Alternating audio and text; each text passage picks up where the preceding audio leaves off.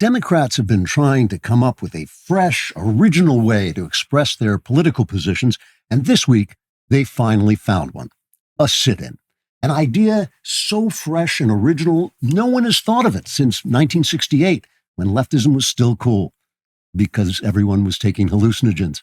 Not only was leftism cool, but there was also a giant pink rat eating your feet while you screamed for mercy.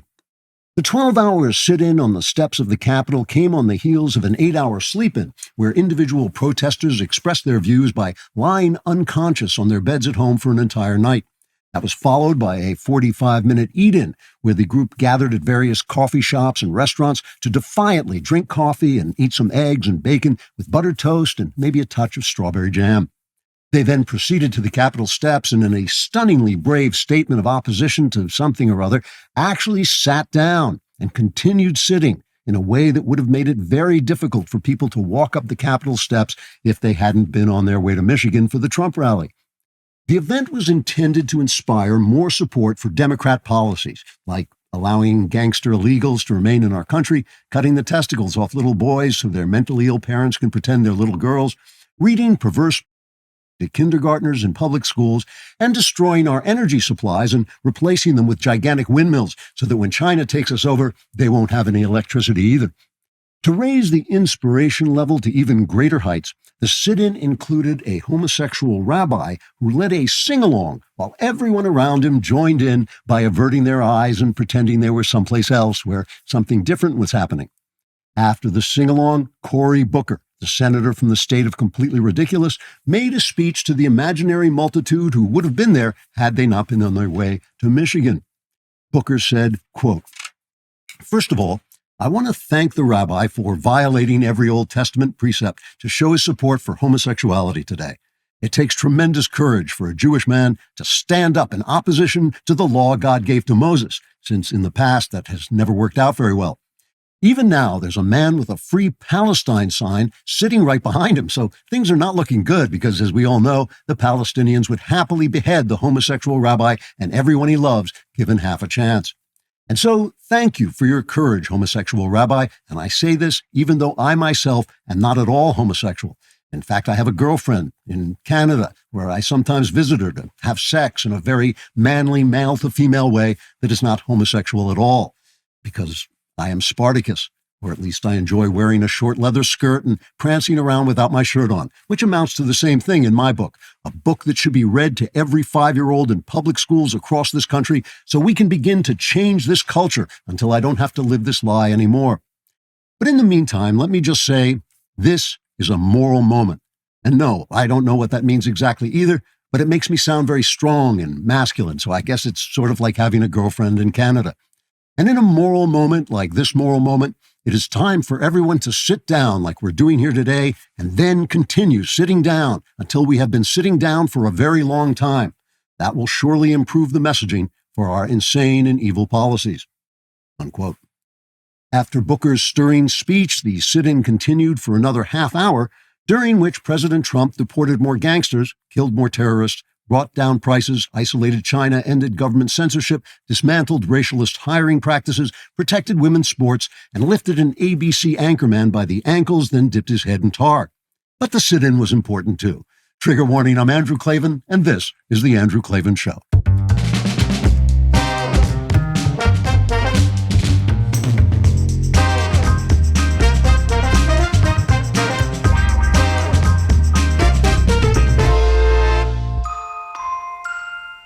All right, we are back, laughing our way through 100 days of laughing.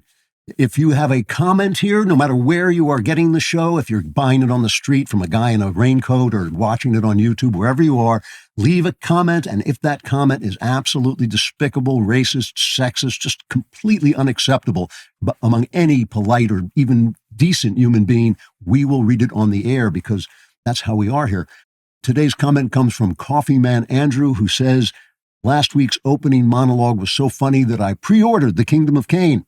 Sometimes I look around society and shake my head muttering, those poor Klavanless bastards." That's funny. I do that too. I walk around all the time saying those poor Klavanless bastards. Also, this is my last chance to ask you to pre-order Kingdom of Cain. Pre-orders, for some reason, help the publishers possibly push it onto a bestseller list, which is what we're looking for with this book. Very hard to get a religious book or a book concerning religion on the bestseller list, but we'll give it a shot. And I wish you would, if you can, if you'd like to buy the book, which you do want to do, you may not know it yet, but you do, go out and pre-order on Amazon, Kingdom of Cain, Finding God in the Literature of Darkness. It comes out Tuesday, so there won't really be any delay in your getting it. And the book is about very famous real-life murders that have been made into stories, movies, novels, even poems again and again. Even one of the murderer's hands was put on display, mummified and put on display in a museum. And it's really about how art and artists can turn even human evil into profound, wise, illuminating works of beauty that point towards God. So it will change your life, maybe for the better. I hope for the better. I think you will really like it. If you like the show, you will love this book, I promise. Kingdom of Cain, Finding God in the Literature of Darkness. If you could go out and pre-order it, we would be grateful, and you will be ultimately grateful too. Now we will get to today's episode, which is White Lotus, America.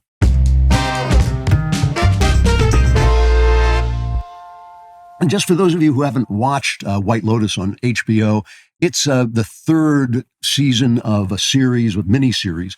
It's a black comedy about very wealthy patrons of various high-priced hotels at exciting locations around the world. That's the White Lotus. That's the White Lotus chain. And it's written and directed by a guy named Mike White. And it took me a while to get to watch the third season because I was watching Severance. But I liked this third season a lot more than most people did. I thought it was actually the best season. Some people thought it was slowly paced, but I just really liked it because the characters were absolutely fascinating. The scenery was fascinating. And unlike most Hollywood shows now, what makes this show special and what makes it gripping is that Mike White makes fun of his own culture. He makes fun of the elites, the Hollywood people, the rich people, which is largely leftist culture. Leftists are now the elite people, not the working class people as it used to be. And so, most Hollywood stuff, as we all know, is, Trump bad, and people who like Trump are bad. Those stupid people out in Kansas are, we're going to make them, but if they're nice, they'll be liberals. But in this latest series, it even features a Trump supporter who doesn't turn out to be mean or cruel or anything. In fact, she was one of the more likable characters in the show. And despite the fact that Mike White himself is famously a bisexual, he had a man he was living with. I think that may have ended. He does not have what we would call a conservative sex life, but the sex in the show, interestingly enough, he has a lot of respect for family and for marriage, and most of the really satisfying sex scenes where the people like each other are between traditionally married people. And even though there's no strict theology in the show, there's a sense of the sacred, which gives it a kind of realism that most modern TV shows don't have. But the reason I want to talk about it today is because it tells us, like all good art, it tells us something about our current situation, I think. And in particular, it is about the price we sometimes pay for living in a time and place of abundance. I have absolutely nothing against abundance. I'm in favor of abundance, but in my experience, wherever God puts you, he gives you choices. And he puts you in a situation, might be a good situation, might be a bad situation, but whatever it is, there are choices, and whatever choice you make, there's going to be a price you pay. So, you can choose whether you're going to pay this price or that price, and whether it's worth it to pay that price. And in abundance, when you're rich, when you're safe, and when you're healthy, there are many more choices, and you can absorb certain prices without really feeling them. They'll affect your soul, but you might not feel them because you can buy your way out of them. So, a perfect example is a woman can sleep around, but when she gets pregnant, she's going to have a choice. Do I keep this baby? Do I get married? Do I go forward alone and raise the child? And whatever she does, there will be a price to pay. And we live in this time when the corrupt world, which is represented by the media, will tell you there is no price. There's no price for having an abortion. The baby will just be gone. It'll be fine. It's just convenient. And you can go on and live your life and start your career, and you won't have this. You won't be punished by a baby, as Barack Obama once said. But the fact is, whatever you do, there will be a price. If you have an abortion, whether you are clutched by guilt, by recognizing what it is exactly that you've done, or you have to rework your mind in order to call evil good because you can't face what you've done. You can't actually bring yourself to repent. Whatever you do, there will be a price. With antidepressants, same thing. You can change your life, or you can take a pill and never not feel your depression anymore. But whichever you do, there will be a price. And those prices can be disguised and they can be hidden. And that's kind of what the show is about. Abundance is dangerous. In fact, you might even say, how can I put this? You might even say that you can get tired of winning. We're going to win so much. We're going to win at every level. We're going to win economically. We're going to win with the economy. We're going to win with military. We're going to win with healthcare and for our veterans. We're going to win with every single facet. Zippity-dee-dah, zippity-yay. My, oh my, what a wonderful day. We're going to win so much, you may even get tired of winning. Yay! You'll say, please, please, it's too much winning. We can't take it anymore. I feel pretty, oh so pretty. I feel pretty and witty and gay. We have to keep winning. We have to win more. We're going to win more.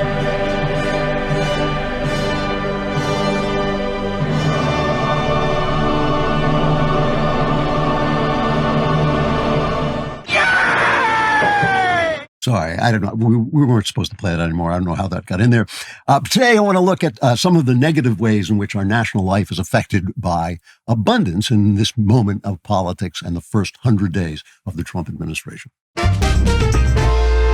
Well, last night I was so tired, I actually slept for 4 hours straight, almost a miracle for me. One thing I like when I want to get to sleep is Beam's Dream Powder. Beam not only works, but it's proudly founded in America and run by people who share our values: hard work, integrity, and delivering results. It's a healthy nighttime blend packed with science-backed ingredients shown to improve sleep so you can wake up refreshed and ready to take on the day. And unlike other sleep aids, there's no next day grogginess. Don't take that stuff anyway. This is great for restful sleep because Dream is made with a powerful blend of all natural ingredients: reishi, magnesium, L-theanine, apigenin, and melatonin. And I especially appreciate that Beam is an American company, both built and operated here, so a purchase supports hardworking Americans committed to doing things the right way. Here is the deal. Beam is giving my listeners the ultimate Patriot discount of up to 40% off. Try their best-selling Dream Powder and get up to 40% off for a limited time. Go to shopbeam.com/Klavan and use code Klavan at checkout. That's shopbeam.com/Klavan and use code Klavan for up to 40% off. Sleep better, wake up stronger, and show up ready for your family, your work, and your country. Because when you're well-rested, you're unstoppable, and this country needs more people like that and more people who know how to spell Klavan. It's Klavan, no E's in Klavan.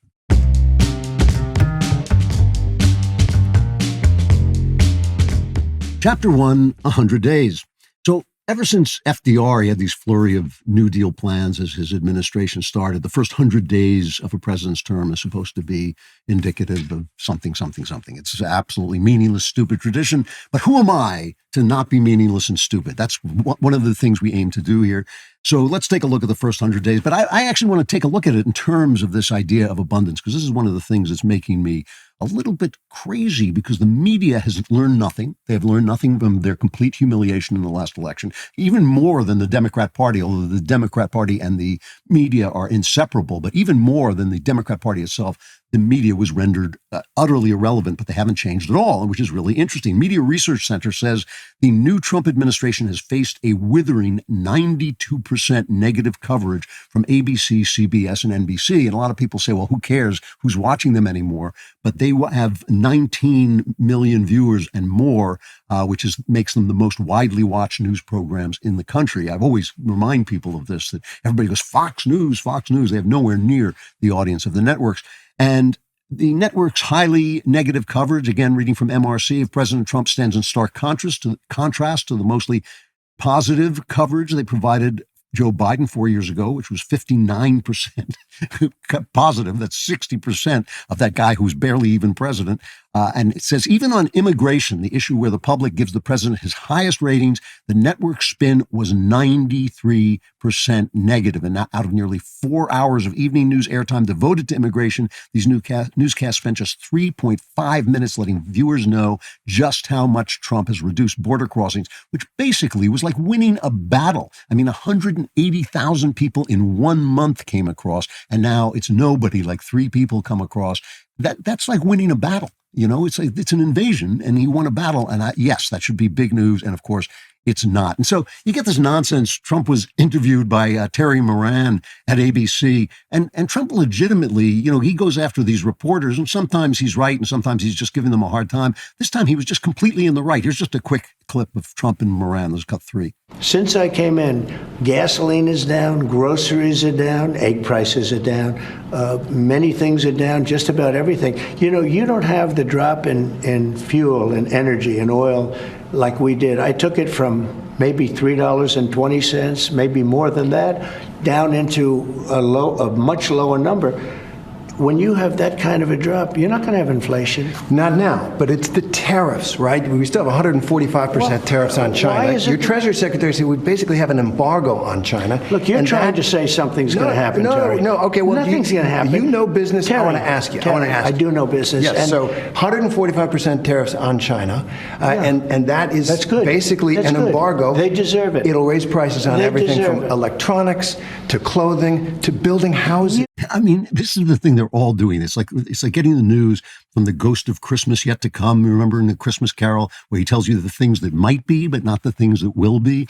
If you read the Wall Street Journal, which is the business paper and is supposed to have a slightly conservative tilt, but it really doesn't anymore. It thinks it does, but it doesn't. And it's just so anti-Trump. And their headlines are like, prices have not gone up, but they might. Trump signs deal with Ukraine, but challenges persist. Like, in what field do challenges not persist? When do challenges end, except for death? The stock market ends tumultuous April. That was a headline. And I thought, yeah, but they left out one word. It ends in tumultuous April up.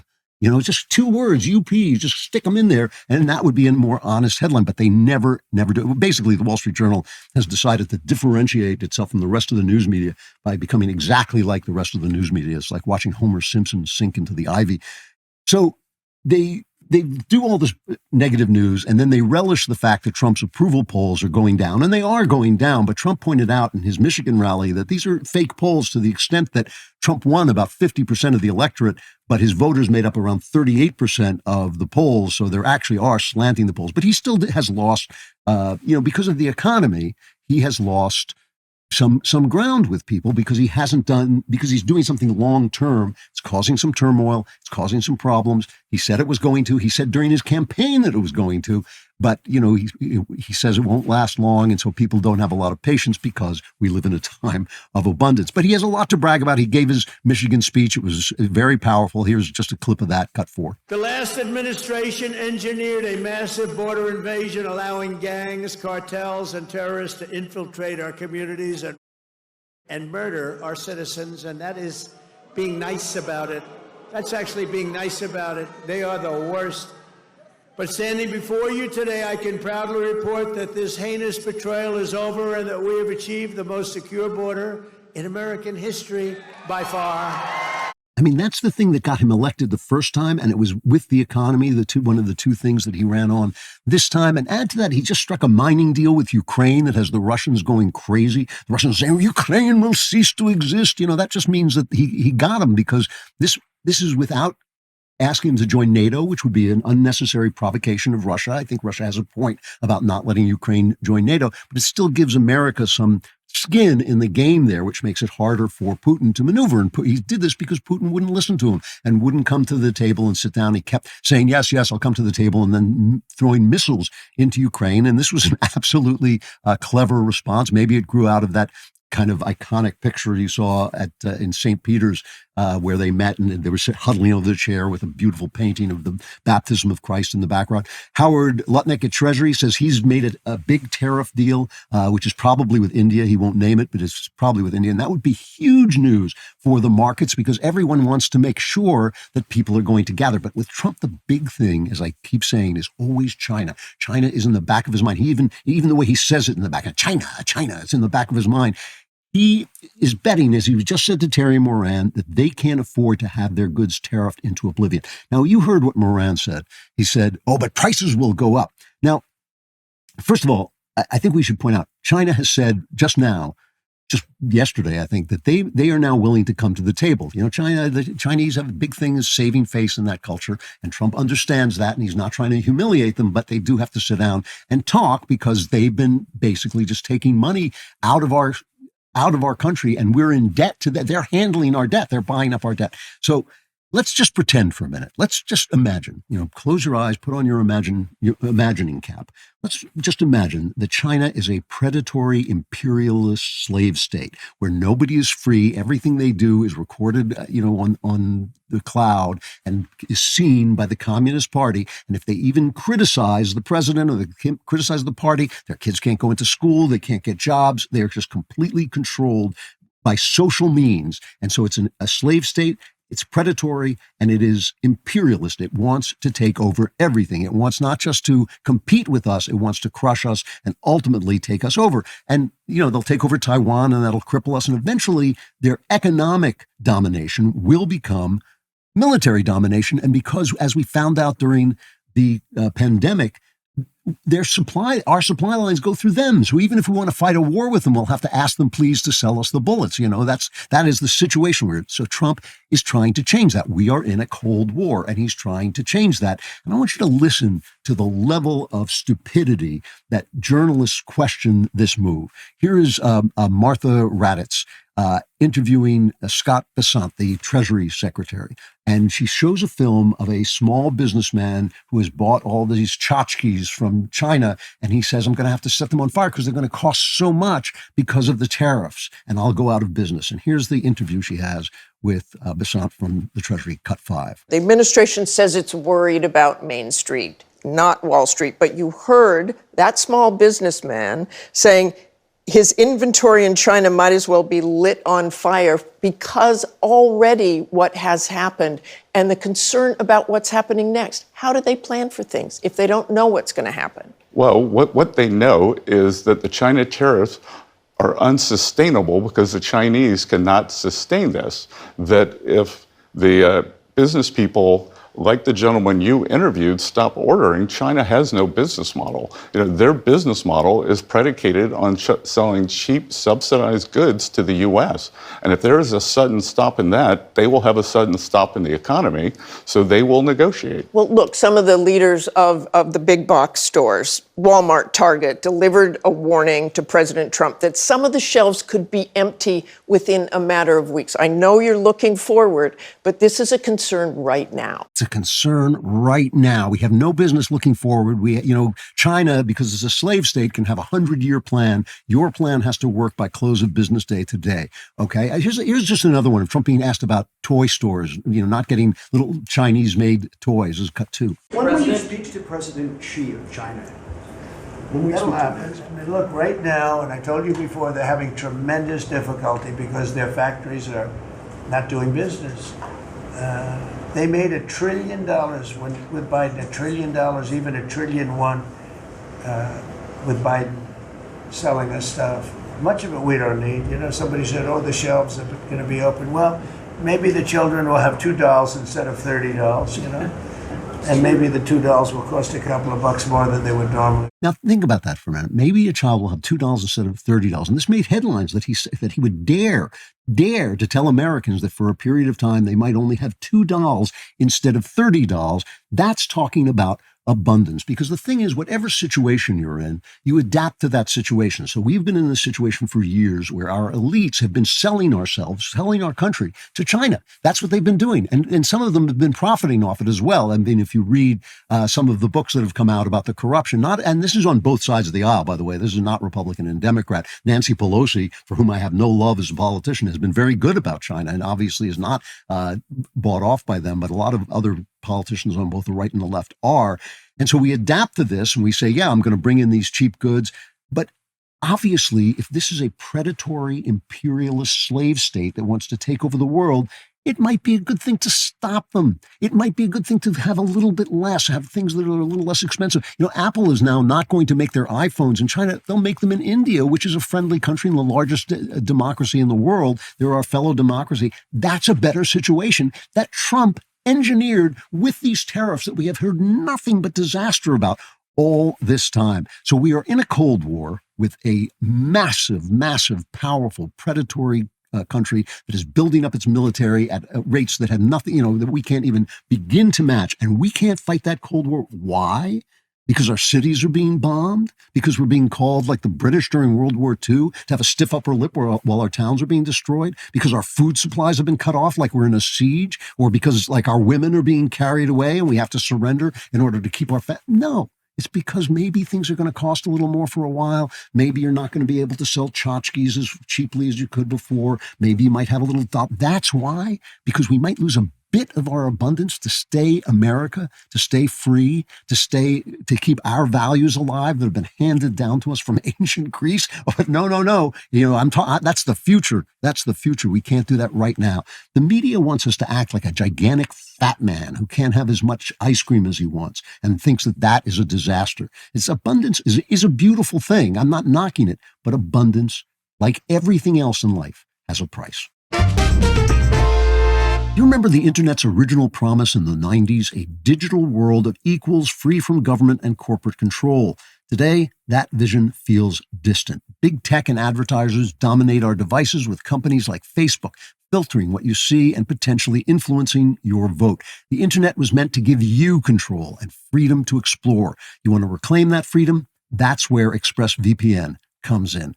Every time you go online, your internet service provider tracks and records your activity, creating a detailed profile that data brokers sell to advertisers and government agencies. This constant surveillance means we're being watched and manipulated online without our consent. With ExpressVPN, all your internet traffic travels through secure, encrypted servers, preventing anyone, even your provider, from monitoring what you do. It also hides your IP address, the unique identifier that companies use to track and target you online. ExpressVPN gives you the freedom to browse without Big Brother looking over your shoulder, and it's incredibly easy to use. Just one click protects all your devices from laptops to smart TVs. That's where I use it, on all my devices, because it's just so easy and it keeps my data safe. Right now, you can get up to 4 months free if you go to expressvpn.com/Klavan. That's expressvpn.com/Klavan for an extra 4 months free. But how do you spell VPN? It's KLAVAN. No E's in Klavan.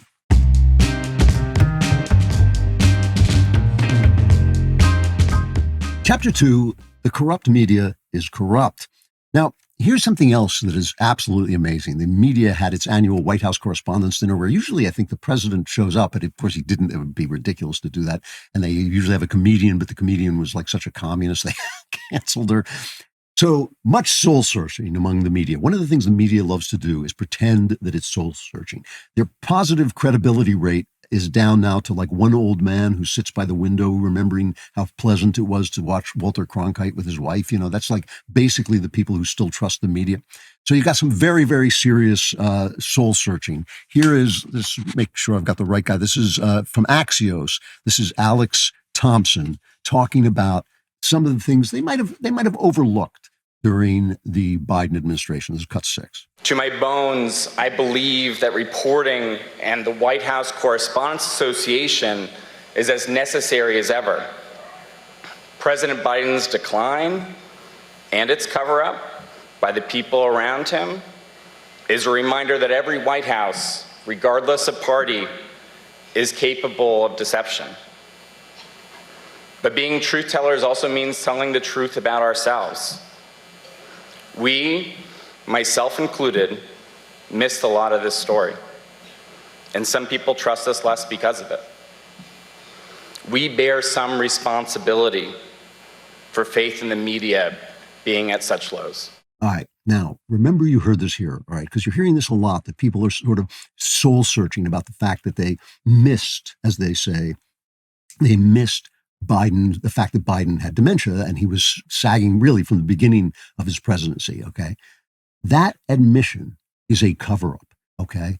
They didn't lie about Biden's abilities. They lied about everything. They got caught lying about Biden's abilities. So they have nothing to lose by admitting it, because we all saw it during that debate with Trump when the guy was wandering around. He wasn't even sure where he was. But they're admitting to that to cover up the fact and obscure the fact that they lied about Russian collusion. And then they gave themselves Pulitzer Prizes for lying about it. They lied about Trump saying there were good people on both sides. Remember that one? They lied about the COVID China leak. They lied about the COVID vaccine. They lied about Fauci and whether he contributed to the pandemic, which he did. They told us it was dangerous to go to church, but it was magically fine to have a race riot. They told us the race riots weren't riots. They lied about the election, that it was the most honest of all time. They lied about January 6th and how much violence there was and who committed it. They have lied about everything. They just got caught lying about Joe Biden. And after they finish their soul searching, they're all going to agree with Chuck Todd. Listen, this is Chuck Todd talking to Chris Cillizza. Listen to what how Todd plays this, cut 7. This is not a media failure. This is a failure of the Democratic Party. And I just sort of the virtue signaling that some people have done to try to say that the media missed this story. They didn't miss this story. David Ignatius wrote, I just refuse to accept this stupid premise because it's a right-wing, manufactured right-wing premise in order to stain the media. The media's got plenty of things to attack them for, and there are MSNBC and CNN and pundits that absolutely carried water for Joe Biden, but they're not journalists.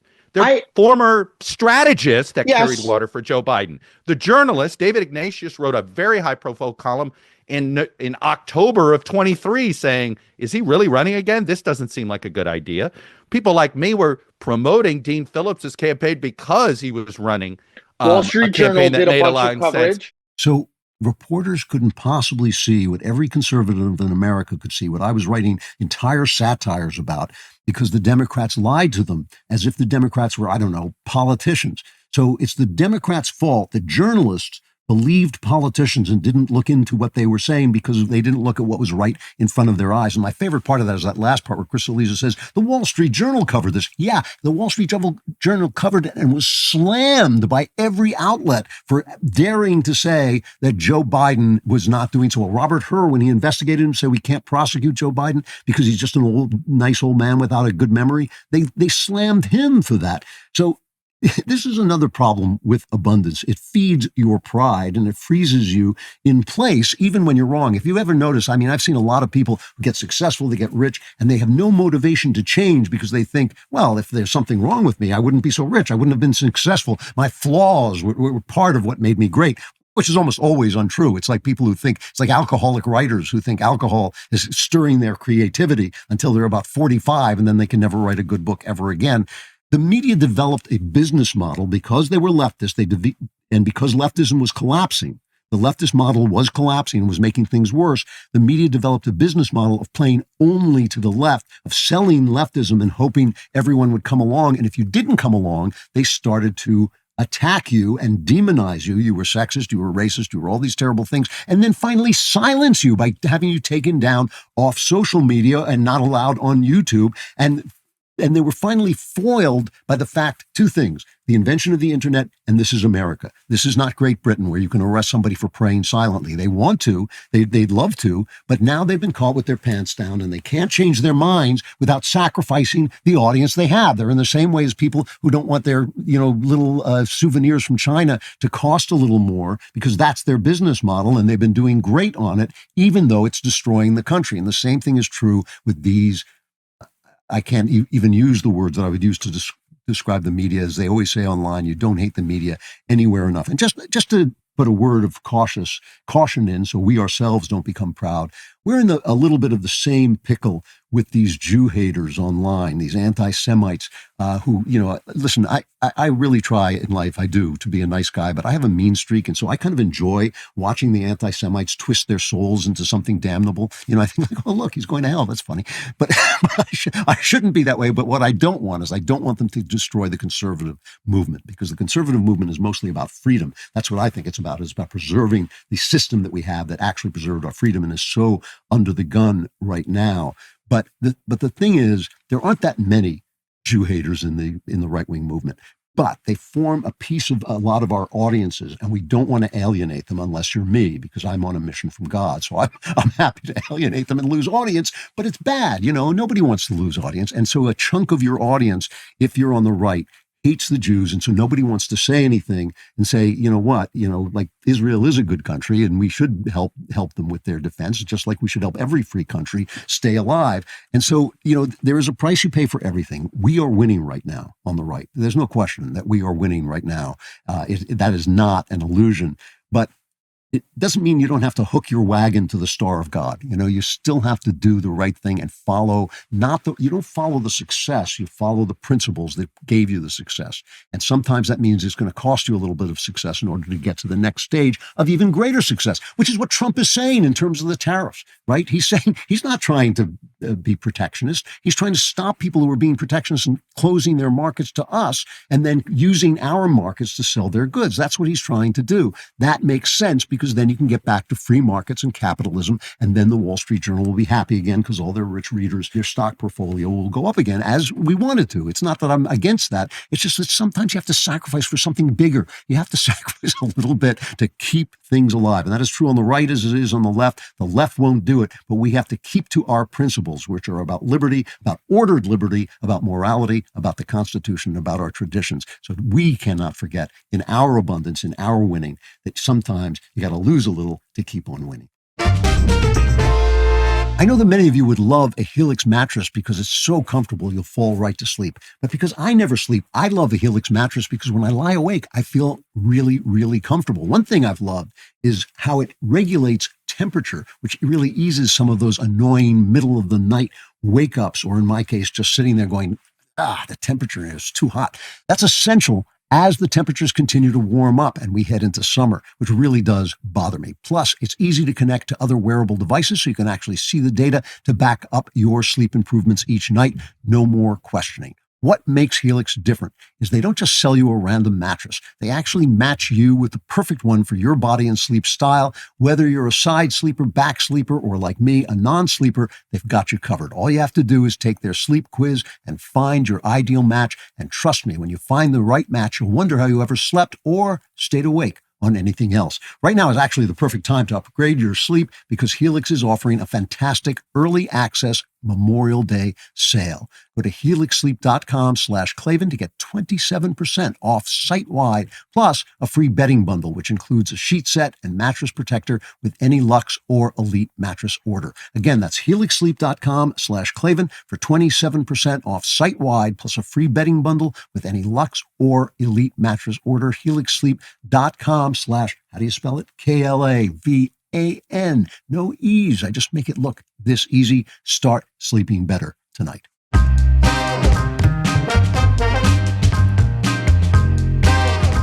Chapter 3, Congress is useless.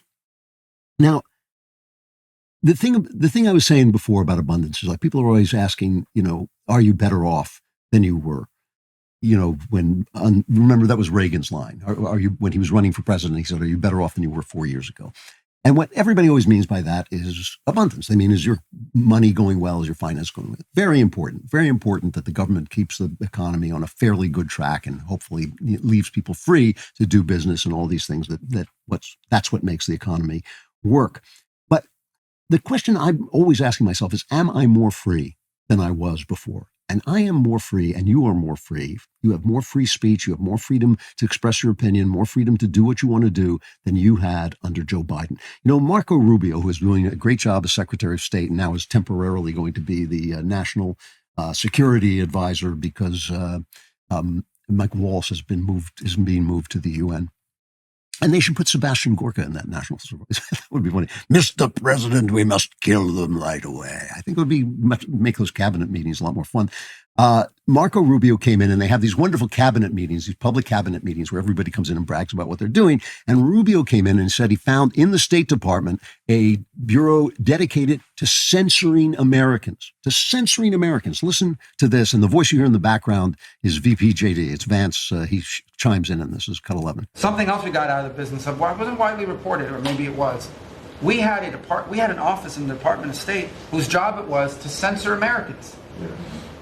And by the way, I'm not going to say who it is. I'll leave it up to them. There's at least one person at this table today who had a dossier in that building of social media posts to identify them as purveyors of disinformation. We have these dossiers. We are going to be turning those over to these individuals. Me or Elon?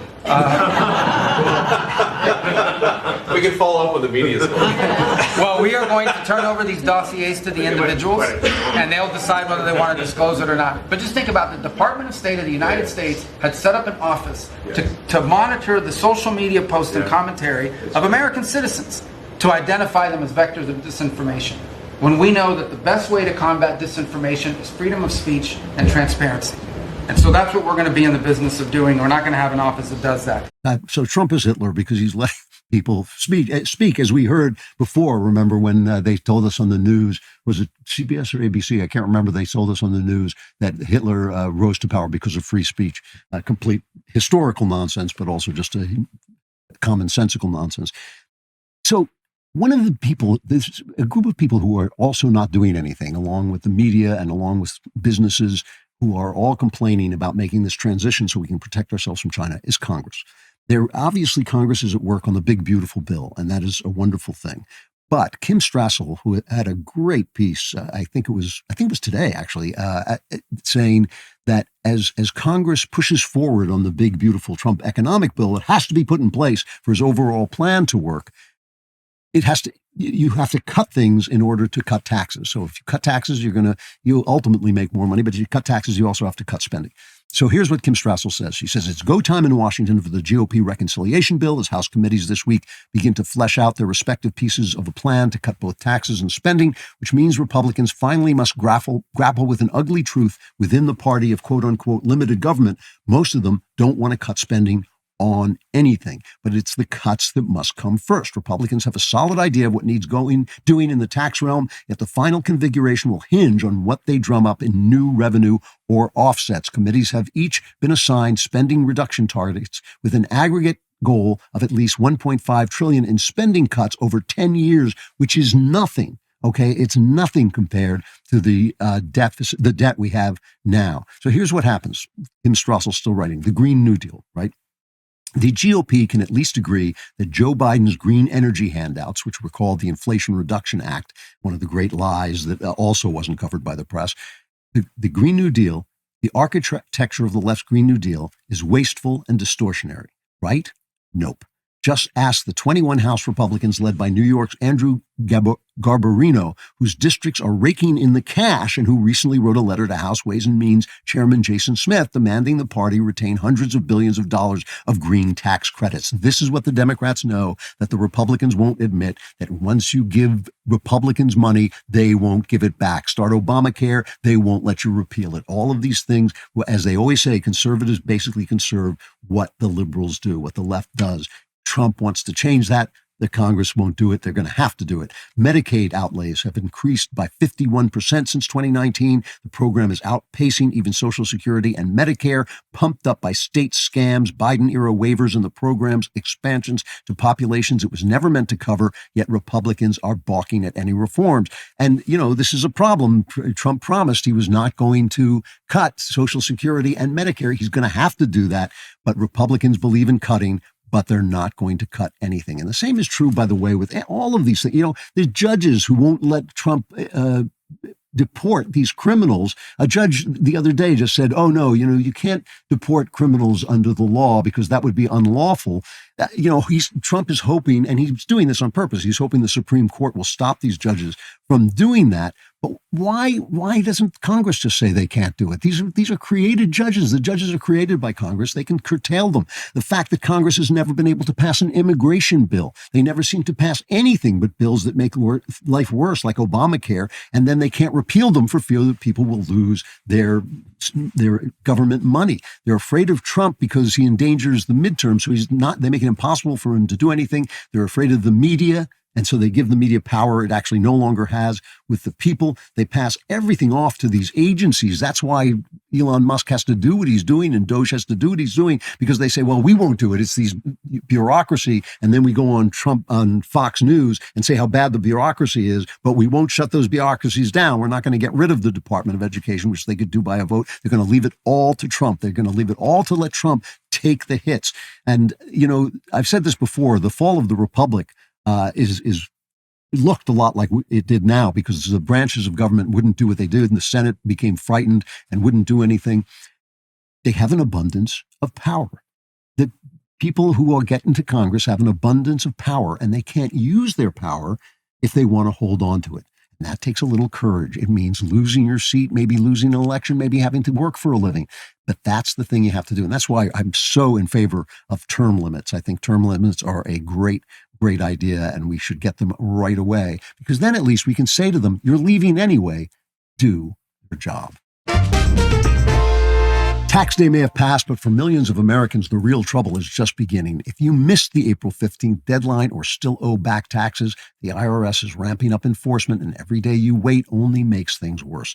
With over 5,000 new tax liens filed daily and tools like property seizures, bank levies, and wage garnishments, the IRS is applying pressure at levels we haven't seen in years. Increased administrative scrutiny means collections are moving fast. But the good news is there's still time for Tax Network USA to help. Self-employed or a business owner, even if your books are a mess, they've got it covered. Tax Network USA specializes in cleaning up financial chaos and getting you back on track fast.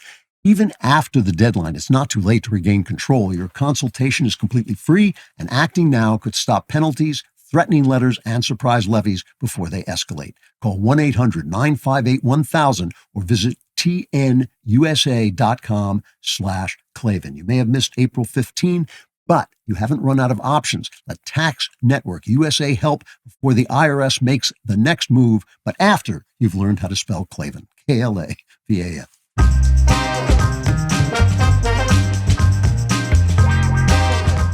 Final chapter, The White Lotus. So The White Lotus this season, this third season, took place in Thailand. It's always the same thing. These wealthy people, a group of wealthy people, it's 1 week always. They show up in this incredibly gorgeous spa, and the scenery is beautiful. The titles are beautiful. Everything about it is beautiful. The people are beautiful.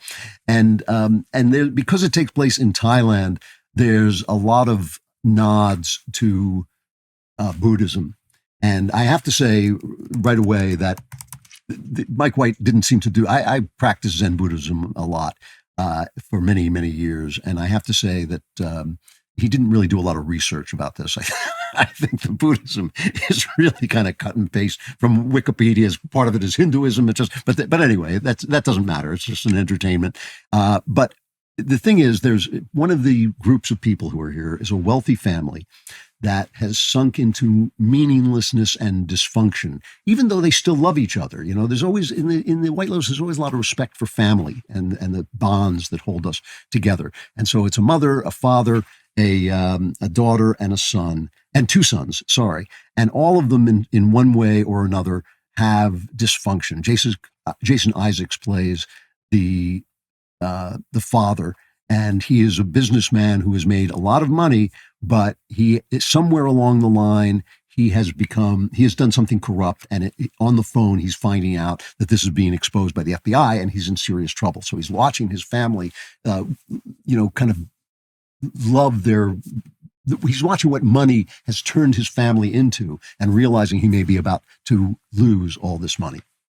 And so at one point, the daughter is trying to get away from this materialist lifestyle, and she goes to visit a monastery in the hope, a Buddhist monastery, in the hope that she can one day go and live there, or at least for a year. And she finds out it's so difficult and she's so spoiled she can't do it. And she goes back crying to her mother, who doesn't want her to do this at all. And she goes back and says, I hate to say that I might be this spoiled person, but I am. So the mother is played by Parker Posey, who turns in a lot of great performances in this one. Parker Posey does a great job. And this is what she says to her daughter when her daughter starts to cry and says, I'm a spoiled princess. And this is what she says, cut 8. We're lucky. It's true. No one in the history of the world has lived better than we have. Even the old kings and queens. The least we can do is enjoy it. If we don't, it's offensive. It's an offense to all the billions of people who can only dream that one day they could live like we do. Now, there's a lot of wisdom to that in some ways. You know, you should enjoy your luck and your good luck. And of course, you should be charitable and share some of your good luck with people who don't have it. But at the same time, they're not really enjoying it. Parker Posey's character is living on sedatives. That one of their sons is living on this kind of empty life of trying to go after every girl he can meet and using When he can't get a girl, the other kid is repressed, and we don't know what he's repressing, but he's obviously having some kind of trouble. And the father has obviously committed a crime that, he lost his way. So they've all of them been sucked into this kind of world where consequences seem not to exist.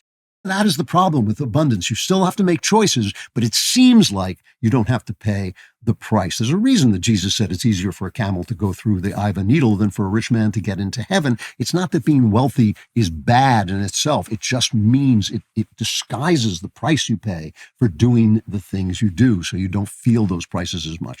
So the father goes and meets the Buddhist monk that his daughter wants to know, and this is what the monk says to him about his monastery, is cut 9. Many young people come here from your country. I think because maybe spiritual malaise, lost connection with nature, with the family, lost connection with the spirit. What is left? The self, identity. Chasing money, pleasure, yeah? Yeah, chasing money and pleasure. And by the way, the right wing is just as guilty of elevating this kind of lifestyle as the left. I mean, there's a lot of people who think that basically libertarianism is all about, America, America, we got the biggest cars, we got the biggest dollar bills, we got all the pleasure and all the girls and all that stuff. And if you listen carefully to what he says all that's left is the self, which of course is a Buddhist idea and also a Christian idea that you have to give the self away. You give the self away in order to find the self. You lose yourself to find yourself.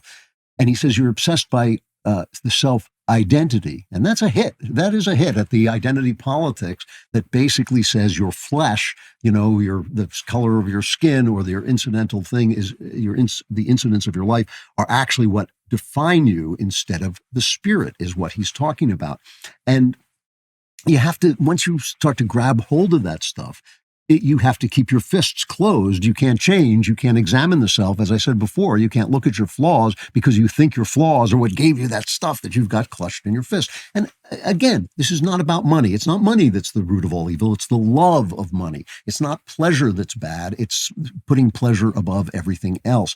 The crowning moment of this show, and one of the crowning moments of any show I've seen, is a speech delivered by one of my favorite actors, Sam Rockwell. He is just unbelievable. To another one of my favorite actors, Walton Goggins, who has the role of listening to the speech, which he does incredibly well. Walton Goggins, if you've never seen the last season of The Shield, he's a sensational actor. And this is a terrific scene. It's a man, these two guys are kind of petty thieves and they've made enough money. We don't know how exactly, some kind of heist that has brought them to Thailand. So they have some money and they sit down together and they used to party together. But now Sam Rockwell's character says he came here and started sleeping with Asian girls because he always had a thing for them. And now he's become celibate. He's become Buddhist and he's become sober. And this speech, some of it is so filthy, we can't play a lot of it, but let me just play a little bit of it. The urgent part of it is cut 10. I always had a thing for Asian girls, And when I got here, I was like a kid in a candy store. If you got money, no attachments, nothing to do, I started partying. Yeah. It got wild. Mm-hmm. I was picking up girls every night. Always different ones, petite ones, chubby ones, older ones, sometimes multiple ladies a night. I was out of control. I became insatiable. Yeah. And, after about 1,000 nights like that, you start to lose it. I started wondering, where am I going with this? Why do I feel this need to all these women? What is desire? The form of this cute Asian girl, why does it have such a grip on me? Because she's the opposite of me? Is she going to complete me in some way? I realized I could fuck a million women, I'd still never be satisfied. Maybe what I really want is to be one of these Asian girls. He wants to be one of these Asian girls. Of course, he winds up having homosexual relations, and he gets crazier and crazier and crazier. The speech goes on. So A lot of people on the right commented on the scene because they felt it was a sort of attack on transgenderism, which is the theory that transgenderism is really a fetish among men. It's men who are turned on by the idea of being a girl, and that is a fetish called autogynephilia. And that is part of the speech. That is part of what he's saying, but he's saying something a lot more than that. The whole thing about life is that we are thrown up out of the great nothingness into ourselves. And if our individual selves don't matter, then nothing that any of the religions ever said matter. Remember what Jesus says is, if you lose yourself, you'll find yourself. He's not telling you to get rid of yourself. He's telling you to find out who you really are, instead of believing that your desires are who you are. The incidents of your life are who you are. There's something that you were made that is invisible, this spiritual thing that is who you are, and it's unique. But that's true of everybody else as well. So when you start using people for sex, they start to lose that. It starts to lose meaning. Look, every guy who has been single and has lived an active sexual life when he is single starts to think about this for a minute. I'm really getting the same thing from every girl. The only difference is the face, because you're not paying attention to the human being who is in bed with you. You're only paying attention to the body. And that's what he's saying. And what he's saying is ultimately what happens is everything disappears but one thing. You, when he says, maybe I want to be one of these Asian girls, what he's saying is he's doing something holy for this body that he has and these desires. And if you live only into your desires, if you glut yourself on sex or food or money or video games or whatever it is that is filling that aching hole inside of you where God wants to go and fill you up and inflate you into who he made you to be, the more you discover to your horror that all you really desire is the you that you can't have, because you've blocked that you through following your desires instead. And both Buddhism and Christianity basically tell you to renounce those desires, but they tell you in different ways. I mean, Christianity, I think, really understands that you're going to desire things, that your desires are tangents of your spirit. They tell you where your spirit wants to go, but you can get confused. You write a book because you love art, and then you make money and think, oh, I really want to make more of that money. That's not why you wrote it in the first place. So, we see this in all these journalists who won't admit they lied because they don't want to, they're hanging on to their power. All these congressmen who won't do anything because they're hanging on to their power. But let's not forget, this is a democracy. We get what we deserve, and that brings up us. The people who put these people in power, the people who watch these people, the people who let the hatred filter in from social media and think like, yeah, that makes sense, hating everybody who's not myself or disagrees with myself. The anger that they try to gin up in us so that we'll be divided. All of us, we are responsible for ourselves. We too were put into a place and given choices to make, and we have to make those choices every single day, sometimes every single second. And we don't, we want less government, but we don't want our entitlements to go away. It's us who won't let them reform Social Security and Medicare. It's not them. If we said to them, we're going to elect somebody only if he tells us they're going to reform the entitlements so we don't all go broke, they're going to reform our trade program so we don't have to become servants to China. If it's us who's complaining, it's us they're afraid of. And you can see it personally too. People are terribly unhappy. I mean, don't you notice this? I go to colleges sometimes and talk, and the women, the girls are so unhappy. We're not having children. We're taking drugs to cheer ourselves up. We take antidepressants instead of exploring our souls.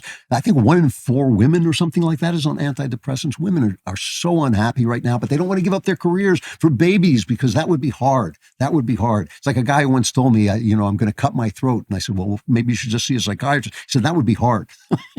It's like men don't want to give up their casual sex for marriage. We don't want to do the difficult things that make life worthwhile because they make us who we are.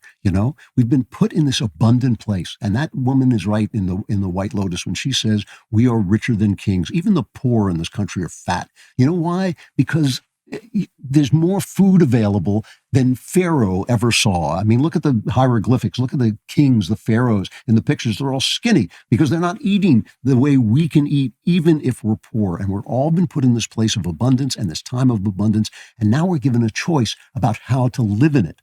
We're given a choice, but we have to pay the price.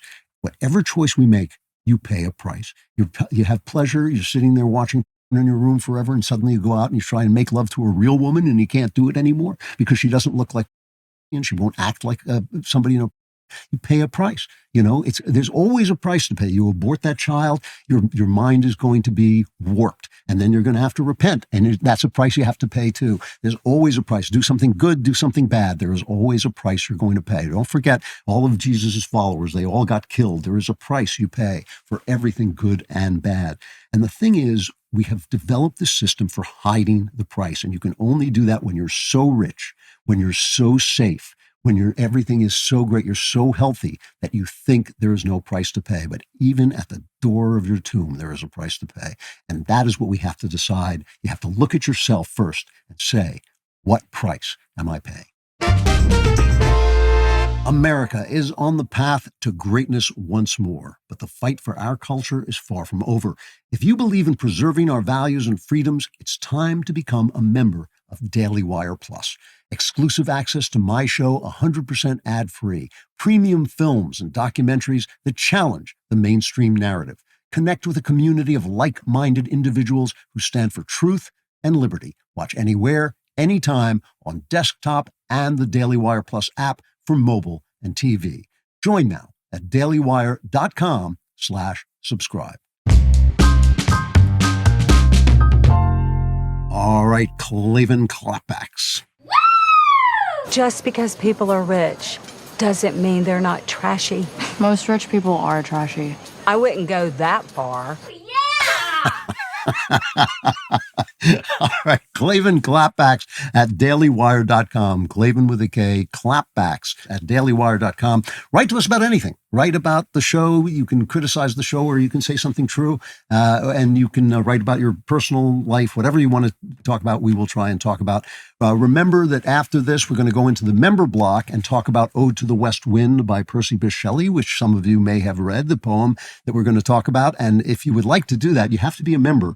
And I will tell you how to be a member. You go to dailywire.com/subscribe and use code Klavan for 2 months free. And even if we don't talk about Ode to the West Wind, you should be a member and support the show and to support the Daily Wire.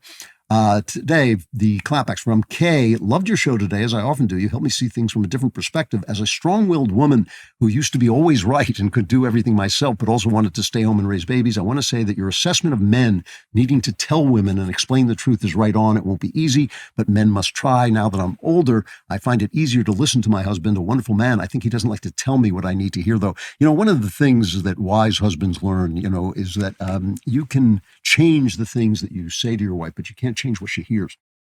And this is one of the tricks, because women will say to you, it's not that I mind what you're saying. I mind the way you say it. But it doesn't matter what you say. They're going to hear the same things, because what they hear are their own insecurities and neuroses and fears. So if you keep changing the way you talk, trying to accommodate your wife, of course, first of all, you should be respectful and loving and polite and kind to your wife at all times. It has nothing to do with that. But if you keep trying to change things and say, things the way she wants to hear them, it just encourages that behavior. So you're actually encouraging the worst stuff in her. You're encouraging the neurosis, the thing that's making her unhappy in the first place.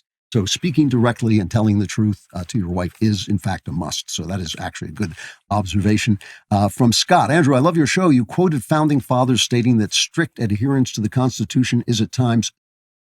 Is President Trump following the avalanche of district court injunctions, which are clearly politically motivated, not also is telling the judiciary branch to pound sand, a wise move?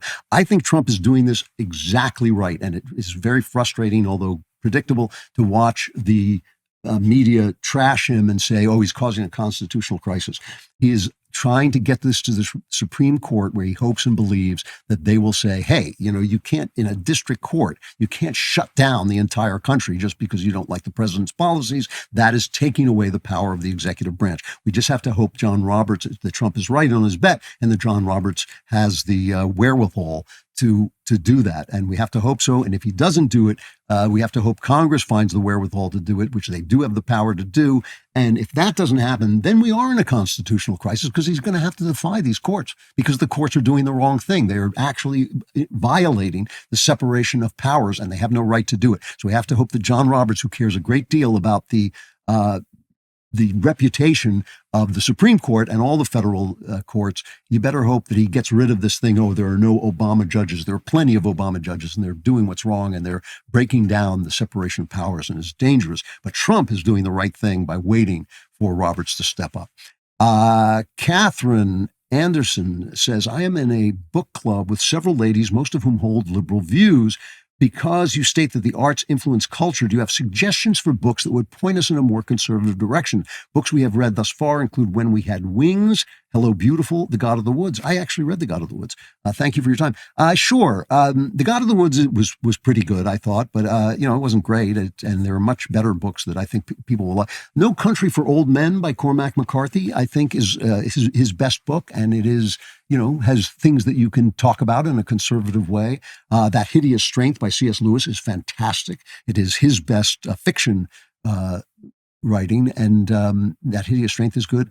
And if I can sell you one of my books, Man and Wife by me is also a much underrated one of my novels, and worth taking a look at. All right.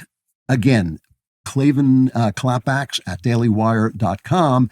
And become a member and come and we'll talk poetry, we'll talk art. It's beautiful. It's a beautiful thing. Go to dailywire.com/subscribe. Use code Klavan for 2 months to get 2 months free. And even if you don't have 2 months free, you do, but even if you didn't, it would be worth it just to avoid the Klavanlessness, which is a synonym for despair. If you look up Klavanlessness in the dictionary, it's weird. There's a picture of me and then the definition is despair. I'm not sure what the connection is there. But become a member, and if you're not a member, farewell. The darkness surrounds you, closes in, gets darker, darker, darker until there's nothing at all. For the rest of you, come on over to Member Block and let's talk about Percy Shelley.